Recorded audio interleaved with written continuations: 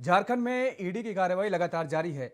दो समन जारी किए गए मुख्यमंत्री हेमंत सोरेन को। दूसरे समन में आज के लिए बुलावा था और आज ईडी के बुलावे पर जो समन जारी किया गया था, हेमंत सोरेन ईडी दफ्तर पहुंचे हैं और वहां पर ईडी के अधिकारी पूछताछ कर रहे हैं हेमंत सोरेन से। लेकिन ईडी दफ्तर जाने से पहले सीएम हेमंत सोरेन ने बीजेपी पर जमकर बरसते नजर आए हैं और उन्होंने कई सारे आरोप भी लगाए हैं। क्या कुछ है पूरा मामला, एक पैकेज देखिए।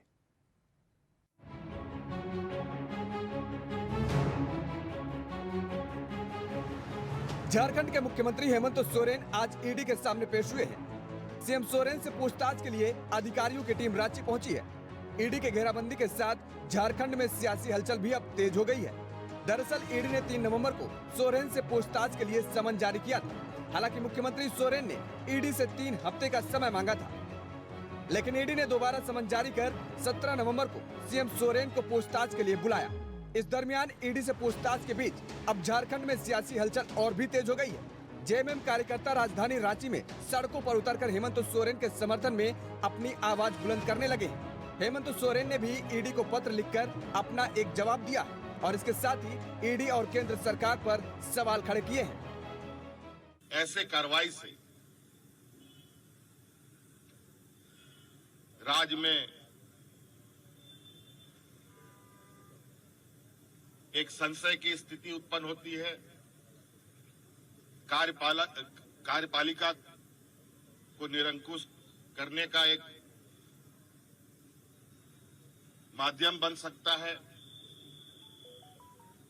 सरकार को अस्थिर करने का भी एक षड्यंत्र कहा जा सकता है। कहा जाए कि जो हमारे विपक्ष है, जो सरकार बनने के बाद से ही सरकार गिराने के षड्यंत्र लगे हुए थे और यह षड्यंत्र की पनडुब्बी जो पानी में डूब डूब करके काम कर रहा था, ऊपर आने की ताकत नहीं रख रहा था, आज उस पनडुब्बी को धीरे धीरे बाहर लाने का प्रयास किया जा रहा है। उधर विपक्षी पार्टी बीजेपी के नेताओं ने राज्य की हेमंत सरकार पर फिर से निशाना साधा है। पार्टी के प्रवक्ता प्रतुल शाहदेव ने कहा है कि राज्य में सरकार अब अपनी पार्टी के कार्यकर्ताओं के साथ ईडी और बीजेपी पर दबाव बनाना चाह रही है, जो कि संविधान और प्रजातंत्र के लिए सुखद संदेश नहीं है। से तमाम बातें हो रही हैं, भाजपा कार्यालय के घेराव की बातें हो रही हैं, सुरक्षा बढ़ा दी गई है, तो ये दिखा रहा है कि कहीं ना कहीं माननीय मुख्यमंत्री जी एजेंसीज के साथ कोऑपरेट करने की जगह नया नैरेटिव सेट करने में लगे हैं और अपने कार्यकर्ताओं को इन्होंने जिस तरीके से आह्वान किया, रांची चलो के स्टिकर सटे सैकड़ों जो वाहन हैं वो रांची में प्रवेश कर चुके हैं और पुलिस ने उन्हें रोकने की कोशिश नहीं की, तो जाहिर तौर पर ईडी पे जो भी राजनीतिक दबाव बनाने की कोशिश की जा रही है मुख्यमंत्री से पूछताछ के दिन में, ये बेहद ही दुखद है। सरकार चला रही पार्टी जेएमएम के विधायक और हेमंत सोरेन के छोटे भाई बसंत सोरेन ने कहा है कि पार्टी और सरकार हर सवाल का जवाब देगी। नहीं हो सकता, जब हेमंत सोरेन है तो बसंत सोरेन की जरूरत क्या है? और कोई दूसरा है? कल्पना सोरेन का नाम सामने आ रहा है। हेमंत सोरेन है, हेमंत सोरेन नहीं है। कई बार संवैधानिक संकट होते हैं तो नेतृत्व परिवर्तन की जब बारी आएगी उस टाइम पे पार्टी विचार करेगी। मीटिंग में नहीं था इसलिए बता नहीं पाऊंगा उसके बारे में। मैं तो जस्ट अभी पहुंचा ही हूँ थोड़ी देर पहले दुमका से, सर के साथ था यहाँ बाकी देखते हैं शाम तक क्या। तो ईडी की कार्रवाई के बीच अब झारखंड के सियासत में उबाल देखने को मिल रहा है। इस दौरान महागठबंधन किसी भी स्थिति से निपटने के लिए पूरी तरह से तैयार है। खबर यह भी है कि गठबंधन ने किसी स्थिति में निर्णय लेने और उत्तराधिकारी तय करने के लिए सीएम सोरेन पर जिम्मेदारी छोड़ दी है। फिलहाल बुधवार को सीएम आवास पर महागठबंधन की बैठक में यह बात नहीं बन सकी है। वहीं विधायकों को अलर्ट कर दिया गया। इंडिया वॉइस के लिए रांची से राकेश कुमार की रिपोर्ट।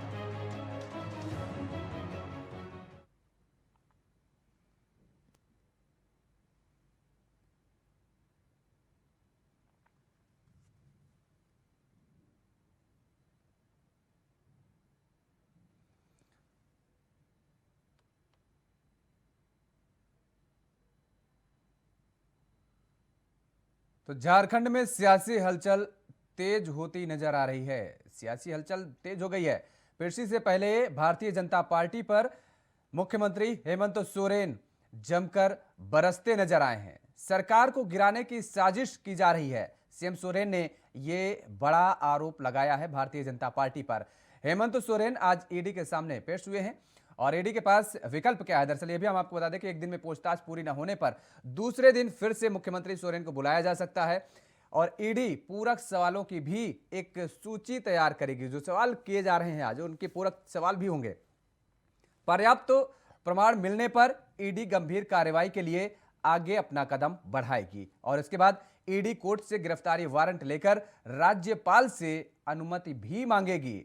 ईडी के पास ये विकल्प है। राज्यपाल की अनुमति मिलने के बाद ही ईडी सीएम के खिलाफ कार्रवाई कर सकती है। राज्यपाल की अनुमति के बिना कार्रवाई नहीं कर सकती है ईडी। तो एक दिन में पूछताछ यदि पूरी नहीं होती, आज जिस तरीके से पूछताछ लगातार जारी है, हेमंत सोरेन ने ईडी दफ्तर में घर का खाना भी खाया है।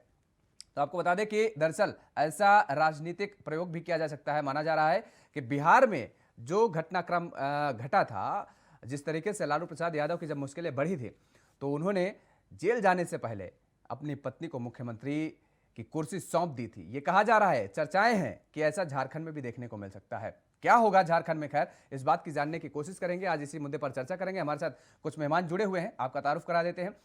भारतीय जनता पार्टी के प्रवक्ता प्रतुल सहदेव जी जुड़े हैं। प्रतुल जी, आपका बहुत बहुत स्वागत है। वरिष्ठ पत्रकार के तौर पर हमारे साथ जुड़े हुए हैं।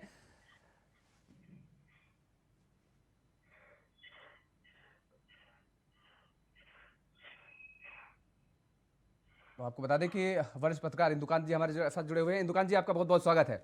उज्जवल तिवारी जी हमारे साथ जुड़े हुए हैं। उज्जवल जी, आपका भी बहुत बहुत स्वागत है। आप कांग्रेस का पक्ष रखेंगे। सबसे पहला सवाल उज्जवल जी आपसे ही है। अब सरकार के सामने अगला कौन सा कदम है, क्योंकि जिस तरीके से सरकार घिरती नजर आ रही है, आज पूछताछ जारी है। अभी हमने वो भी बताया कि अगला कदम ईडी का क्या हो सकता है। यदि पर्याप्त सबूत मिलते हैं तो ईडी कोई कोर कसर नहीं छोड़ेगी आगे कदम बढ़ाने में, क्योंकि मुश्किलें लगातार बढ़ रही हैं और आप लगातार आरोप लगा रहे हैं। आपको ये अंदाजा भी शायद है, क्योंकि प्रतुल जी हमारे साथ बैठे हुए हैं, उन्होंने कल की चर्चा के दौरान कहा भी था कि मुख्यमंत्री को शायद अंदेशा है कि जिस तरीके से उन्होंने कहा कि अगर जेल के अंदर भी हम हैं तो हार नहीं मानेंगे, भारतीय जनता पार्टी को जीतने नहीं देंगे, राज्य में भगा के दम लेंगे। तो क्या कुछ ऐसा अंदेशा आपको नजर आ रहा है? क्या आने वाले घटनाक्रम को लेकर के आपको कुछ आभास है क्या पहले से? देखिए, पहले तो मैं बता दूं, जीत हार के मुद्दे की बात है कि हम लोगों ने अपने मैनिफेस्टो में जितने वादे किए वो लगभग में पूरे कर दिया। ठीक है, तो अब बीजेपी का तो यहाँ पे बोरिया बिस्तर बंद हो जाएगा, राजनीति बोरिया बिस्तर बंद हो जाएगा। रहा बात ईडी के कार्यों का, तो ईडी स्वतंत्र एजेंसी है। ठीक है, वो अपने कार्य करे। जिस तरह आपने देखा कि हमारे 2 विधायक के घर में छापा पड़ा, पूरा कार्रवाई करने दिया गया, सबको आजादी है।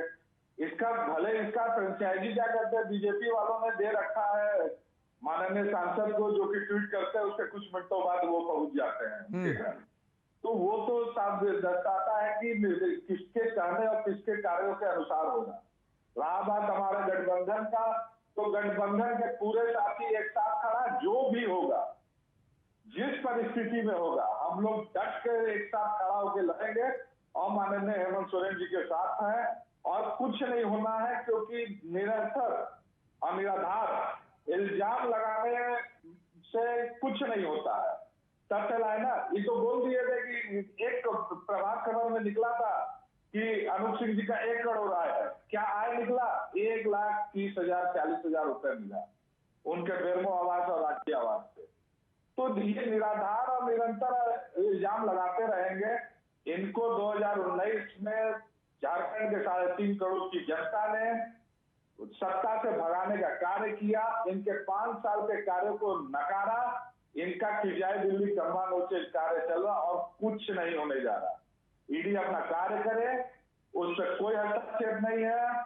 और जनता जिस तरह आपने बोला कि मैंने प्रतुल जी का भी सुना कि क्या कहते हैं, हेमंत सोरेन ने मना नहीं किया।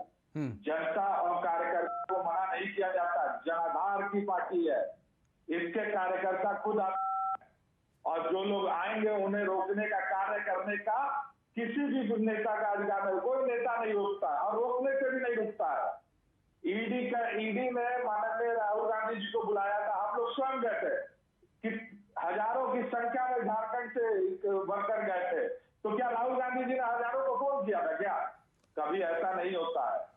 अपने नेता के लिए, अपने वर्कर के लिए नेता आते हैं और नेता के लिए वर्कर स्वयं आते हैं। ये सब कहने वाली बात है। ये नहीं, आते नहीं है, आते नहीं है। एक सेकंड यहाँ पर आपको करेक्ट, उज्जवल जी आपको करेक्ट करेंगे। यहाँ पर आते नहीं है, बुलाया जाता है। वो बुलाए जाते हैं। आने में और बुलाए जाने में जमीन आसमान का फर्क होता है। और एक अपील, यदि आप चाहते हैं कि ये जो धरना प्रदर्शन या ये शक्ति प्रदर्शन ना किया जाए, तो आपके कार्यकर्ता हैं, वो अपने कार्यकर्ताओं के लिए आप एक अपील जारी कर सकते हैं कि किसी को सड़कों पर उतारने की कोई जरूरत नहीं है। हमें पूछताछ के लिए बुलाया गया है, हम ईडी कार्यालय जा रहे हैं। जो भी पूछताछ होगी, जो भी सवालात होंगे उनके हम जवाब देंगे। आपने राहुल गांधी का जिक्र किया। राहुल गांधी भी जब पेशी पर पहुंचे तो कैसे कार्यकर्ताओं का हुजूम उमड़ा, किस तरीके से सड़कों पर प्रदर्शन किया गया, और आज झारखंड में वही स्थिति बनी हुई है।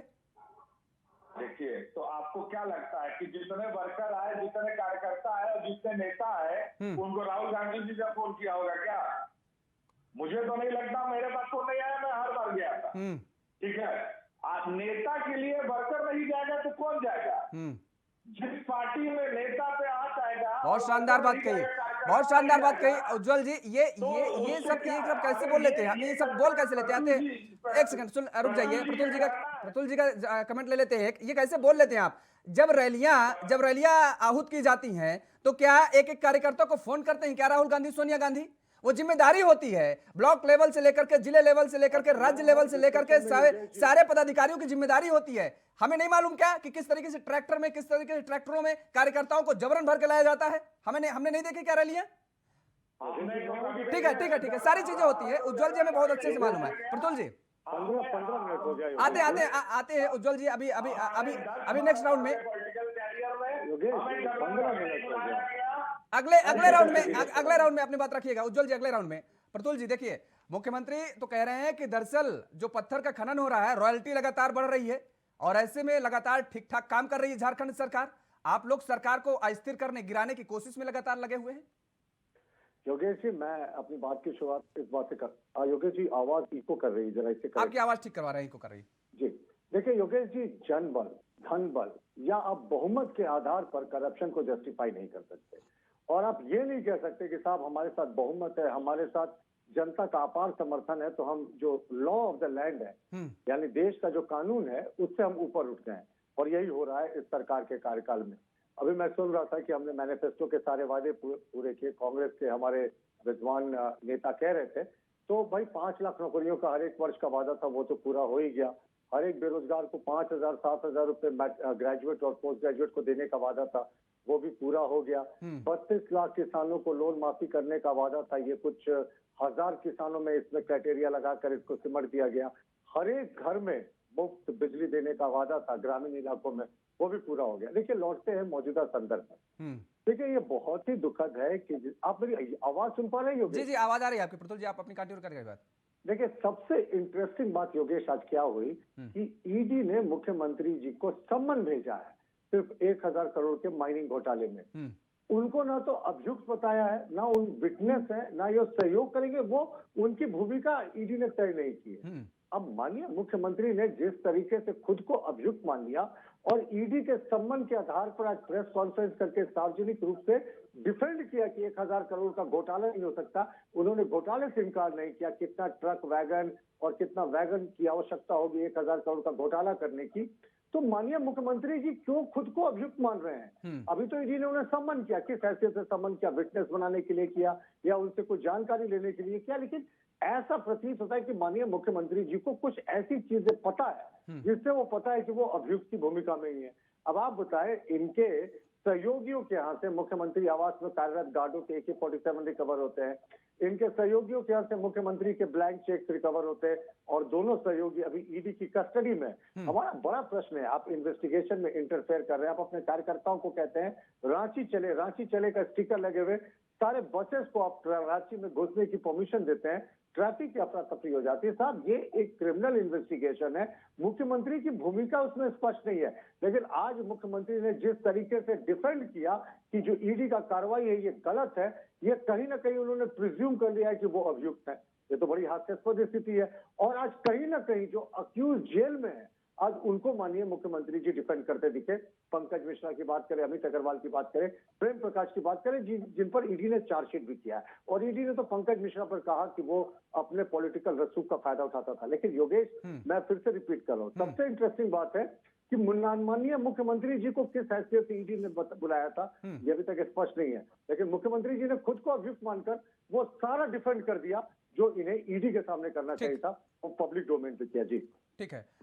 इंदुकांत दीक्षित जी, देखिए इतने बड़े सवाल तो प्रतुल जी ने भी उठा दिए हैं। सवाल यहाँ पर ये उठता है कि यदि, क्योंकि अभी उज्जवल जी कह रहे हैं कि वो दरअसल मुख्यमंत्री जी ने किसी को फोन नहीं किया कि आप आइए सड़कों पर उतरिए, वो तो कार्यकर्ताओं का प्यार है मुख्यमंत्री के प्रति जो उमड़ पड़ा और वो सड़कों पर उतर आए और मुख्यमंत्री को मजबूरन प्रेस कॉन्फ्रेंस करना पड़ा, डिफेंड करना पड़ा। प्रतुल जी कह रहे हैं कि किस तरीके से अपनी बात उन्होंने रखी और वो कह रहे हैं कि भाई राज्य का विकास सतत किया जा रहा है सरकार में, वर्तमान सरकार की तरफ से।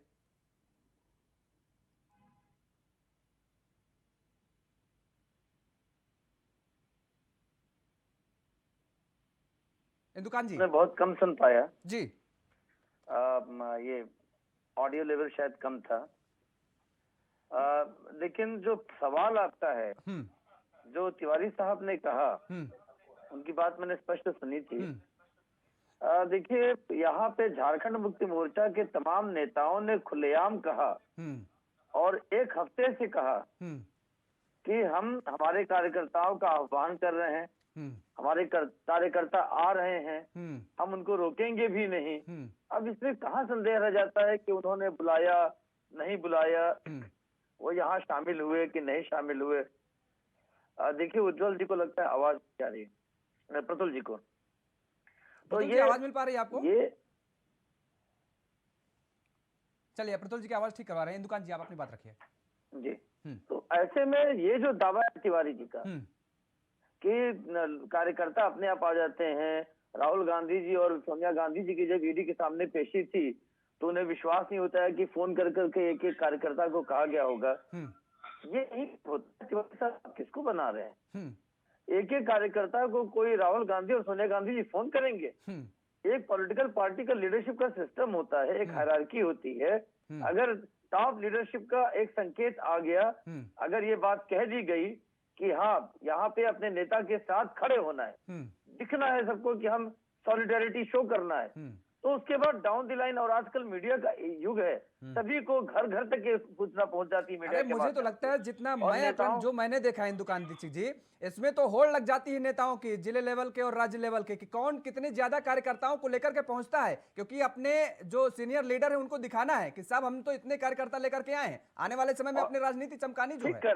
ठीक है। और योगेश जी जो शीर्ष नेता होता है और वो भी सत्ताधारी, जैसे यहाँ मुख्यमंत्री का मामला है, मुख्यमंत्री जी ने, तो आप देखिए कि सभी पहुंचते हैं। लेकिन मैं एक संकेत आपको केवल बताऊं कि जब बसंत सोरेन जी से लोगों ने पूछा ईडी ऑफिस के सामने, क्योंकि बसंत सोरेन जी और पिंटू जी छोड़ने गए थे सीएम को ईडी ऑफिस तक, तो वहां पे जब मीडिया ने पूछा, मैं भी था वहां पे, कि क्या कहना है आपको, अगर कहीं पद छोड़ना पड़ा मुख्यमंत्री को तो क्या होगा? तो उन्होंने कहा कि जब वो स्थिति आएगी तो देखा जाएगा। मीडिया के कुछ लोगों ने कहा कि नहीं, चर्चा हुई है कि कल्पना सोरेन जी को मुख्यमंत्री पद दे दिया जाएगा। तो उनकी उन्होंने कहा नहीं, इस बारे में कोई चर्चा नहीं, और कल मैं नहीं था, जब स्थिति आएगी तो देखा जाएगा। देखिए, विपक्ष हमेशा ऐसी स्थितियों का इंतजार करता है कि घर फूटे और लोग उसके मजे लूटें। क्योंकि देखिए, आपके यहाँ गीता सोरेन के सीता सोरेन जी की बात हमेशा अलग ढंग से आती रही है। अपनी सरकार के खिलाफ वो बोलती रही है, आरोप भी लगाती रही भ्रष्टाचार का। बसंत सोरेन के बारे में भी छिटपुट खबरें आती रही हैं। फिलहाल क्योंकि मुख्यमंत्री उनके भाई हैं तो खुलकर बातें नहीं आती हैं। अब आप देखिए कि कोई भी भाई अगर अपनी पत्नी की बात कहेगा तो दूसरा भाई क्या सोचेगा कि ये क्या वंश परंपरा से चीजें चलेंगी? वैसे भी वंश परंपरा वाली, परिवार वाली ये पार्टियां हैं। तो और दूसरा, देखिए, ईडी ने एक भ्रष्टाचार के बड़े मामले में पूछताछ के लिए बुलाया है। मुख्यमंत्री जी का साइन किया हुआ चेक मिला है पंकज मिश्रा के यहाँ। मुख्यमंत्री जी के आवास पर ड्यूटी पे जो सुरक्षा कर्मी थे, उनके राइफलें मिली प्रेम कुमार के यहाँ। अब ऐसे में जब पूछताछ की जाएगी तो ये क्या पूछताछ के लिए आप जा रहे हो कोई स्वतंत्रता संग्राम में शामिल होने जा रहे हैं?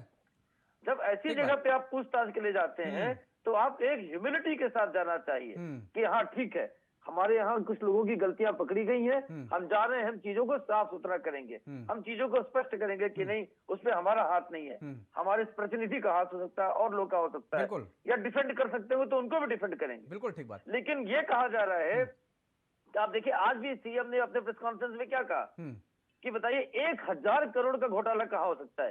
ये नहीं कह रहे कि घोटाला नहीं हुआ, कह रहे 1000 करोड़ का घोटाला लगाने की बात गलत है। वो ये कह रहे हैं कि जो हमारे ऊपर आरोप लग रहे हैं वो डिस्प्रपोर्शनेट आरोप, बस ये नहीं करे कि नहीं किया, ये नहीं करे कि हमने माइनिंग लीज अपने नाम से नहीं कराई। तो ऐसे में एक बड़ा सवाल है कि इस देश में अब भ्रष्टाचार का भी बड़े पैमाने पर महिमा मंडन हो रहा है टॉप लेवल से। जी उज्जवल जी, देखिए अभी आपने सुना ना, आप कह रहे हैं कुछ मिला नहीं, प्रतुल जी ने भी बताया क्या क्या मिला, वो आपने खैर आप जानते ही थे पहले से, इंदुकांत दीक्षित जी ने भी बताया क्या क्या मिला, और उसके बाद भ्रष्टाचार हुआ है वो 1000 करोड़ का नहीं हुआ है, ये चीज बताई जा रही है। हो सकता है 2000 करोड़ का, हो सकता है 800 करोड़ का हुआ हो। उज्जवल जी देखिए, भ्रष्टाचार हुआ है कि नहीं हुआ है वो तो जांच का विषय है। हाँ ये तो शायद मुझे लगता है प्रतुल जी और दीक्षित जी अभी डिसाइड कर लेंगे। हाँ ठीक है, अगर भ्रष्टाचार हुआ है तो आप लोगों ने कहा चार्जशीट दाखिल कर दिया है कि जिस तरह आप लोगों ने कहा कि सीएम साहब क्या करते हैं, सीएम साहब तो अकेले गए ना ईडी कार्यालय, सीएम साहब तो किसी को लेके नहीं गए। आप लोग जिस तरह कह रहे हैं कि ये हुआ कि आप लेके गए, सीएम साहब ने सुबह कह दिया कि कोई नहीं जाएगा। अगर जनता क्या करता है या वर्कर अगर सीएम आवास के बाहर आ भी गई है तो उससे किसी को क्या परेशानी है, किसी को क्यों चिढ़ हो रहा है? नहीं परेशानी नहीं भाई, परेशानी किसी को क्या होगी, वो आपके पार्टी के कार्यकर्ता है, आपके पार्टी के नेता है, दूसरे लोगों के समर्थन में जनता आती नहीं है, या तो इसमें दिक्कत होगा।